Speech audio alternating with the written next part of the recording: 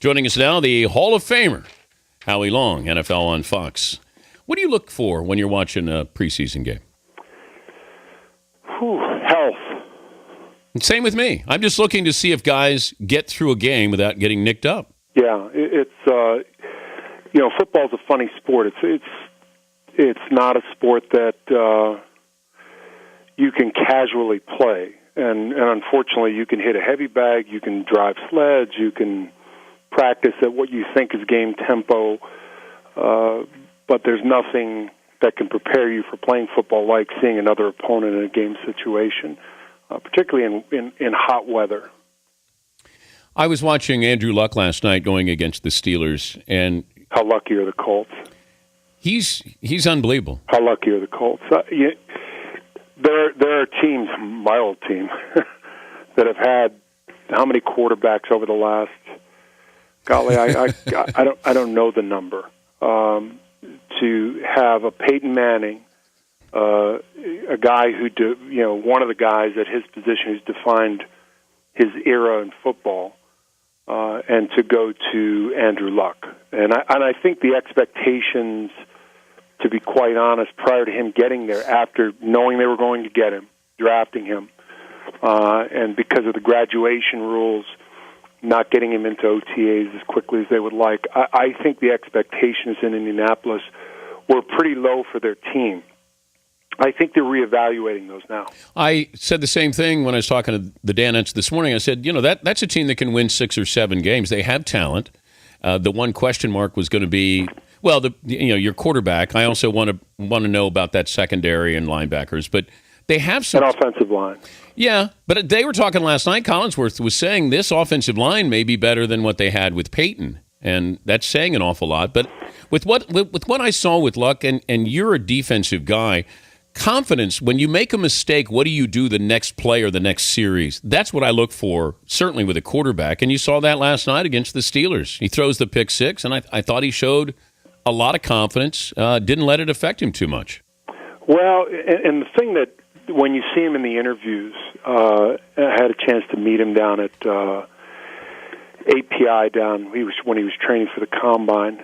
And, football's in his family, and I think he understands the highs and lows that come with, and the expectations that come with playing the game, but particularly at the quarterback position. He just seems, he's the guy. It's kind of like a pilot.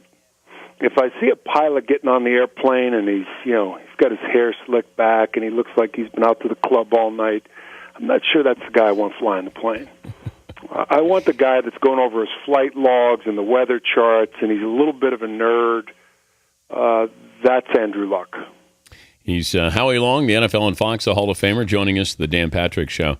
I did watch the Jets and the Giants, and there's a big separation between these two. But if you're looking at just that game, could you derive enough from that game that you could assess what is wrong with the Jets? This just in, the Giants can rush the quarterback to defensive end position. And the Jets don't have a good line. Well, they have a couple of holes. I don't know that it's as much as they don't have a good line. In a lot of cases, for me, as a defensive lineman, if you're rushing John Elway or if you're pass rushing Dan Marino, two different styles of players. Dan Marino balls out. He's more like a Peyton Manning, where he can help your offensive line. A John Elway's a guy working off of stretch plays on bootlegs, nakeds. You can't take the underneath on the offensive tackle, because if you go underneath, he's out of the pocket. Now the defensive backfield has to cover for 4 or 5 seconds rather than 2 to 3. Once their game plans are in, and there's a lot of qualifiers with this. I'm a big Tony Sperano fan. I think he does a great job not only with the offensive line, but his ability to incorporate, in theory, the Wildcat, whether that's 10 plays, 15 plays. Rex is right. You do have to prepare for two totally separate offenses. That being said, you've got a fragile, I don't want to say fragile, but you've got a young quarterback who's on the cusp of going in one direction or another. And you bring in Tim Tebow as I said, in theory, run 10 to 12 plays a game plus some special teams plays. I think it can work in theory and help their offensive line. It can make them a more versatile team. But I think for Mark Sanchez, he has to, and from what I've seen to this point, I mean, of course, the Giants game was not great, but he rarely had the opportunity to set his feet. I like how he's handling himself. He seems to be more mature. He seems to be more serious because as colorful and as fun as Rex is, Tony Sperano's not the guy you're taking long walks on the beach with. He's all football, all serious. There's no games. The expectation is you know what you're supposed to do. You're prepared to the best of your ability, and it's time to get on with the task at hand. And it's one of the reasons why I'm not a fan of, although it's great, is the what do they call the show where they're in Miami right now? Hard Knocks? Yeah, I'm a fan of it, but as a player, as a coach, I couldn't fathom that being a part of it. It's the wrong team. You got a rookie head coach, and this has to be an edict from above. It just doesn't help this team, I don't think, in any way. You have the Chad Johnson situation. You imagine if Hard Knocks was there when you were with the Oakland Raiders? I just don't think our group necessarily would have survived the 24-hour news cycle. Well, there would have been arrests. Well, it was a different time. But with Al Davis, as great a businessman. Yeah, but you know what? I tell you what, everyone talks about all the distractions and the lawsuits, this, that, and the other thing.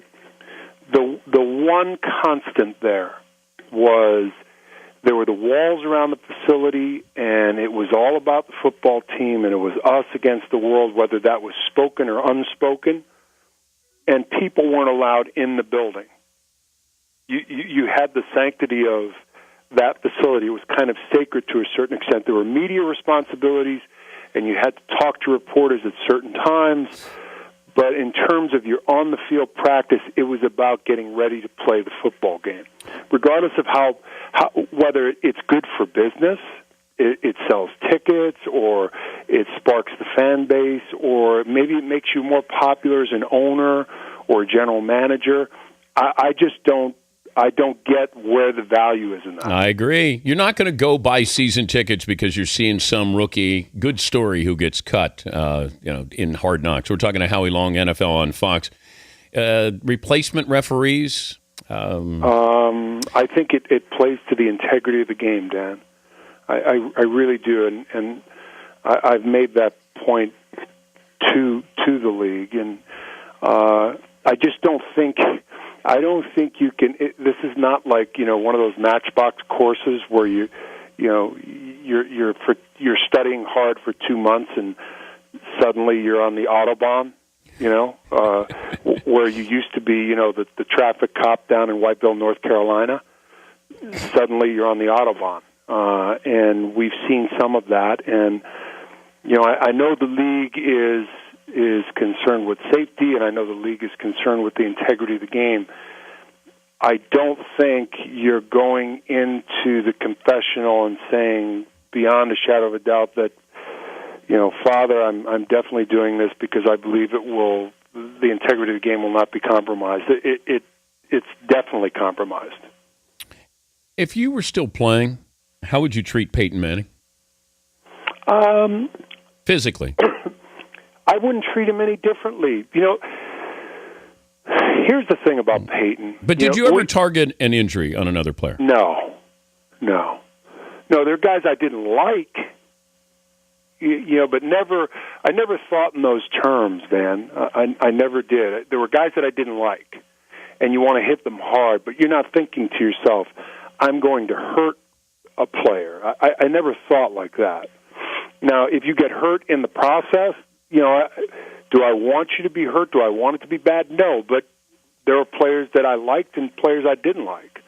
But here's the thing with Peyton. We're all sitting here speculating, including the older woman in the grocery store who's saying, "Boy, we can't wait for you to get that first hit out of the way."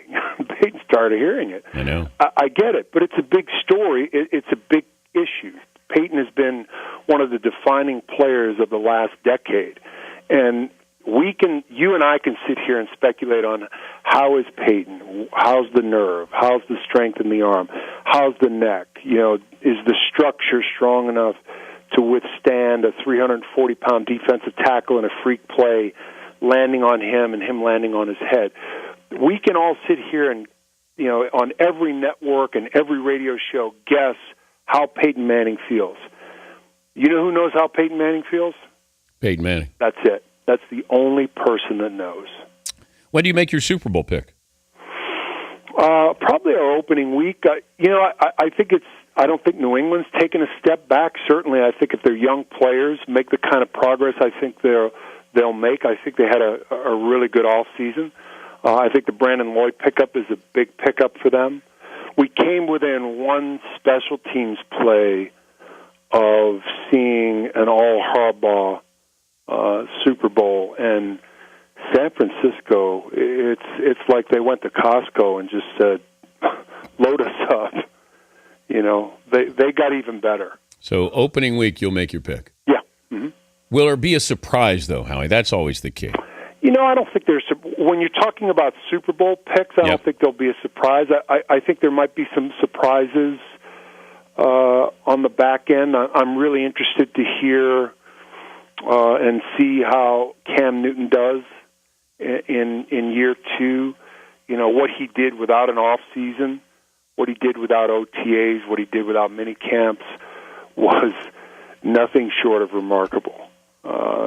And I think there are players who are, over the course of the history of the league, there are players who have been ahead of their time, maybe a glimpse of the future, whether it's John Mackey or Kellen Winslow, Lawrence Taylor, Art Shell, players like that. I think Cam could be a glimpse at, RG3 is a smaller model of that. He's not quite the runner that Cam is, not as physical. But Cam is, have you stood next to Cam? Yeah, he's big. He's big. He's a big dude. Yeah. He's bigger than you, I think. He's probably about, what is he, about 245, 250? Yeah, he's about 18 pounds lighter. Yeah, and he's the guy you're chasing. Hey, right. Good to visit with you as always. We'll talk to you closer we get to the opener. Okay, partner. Hi, buddy. That's Howie Long.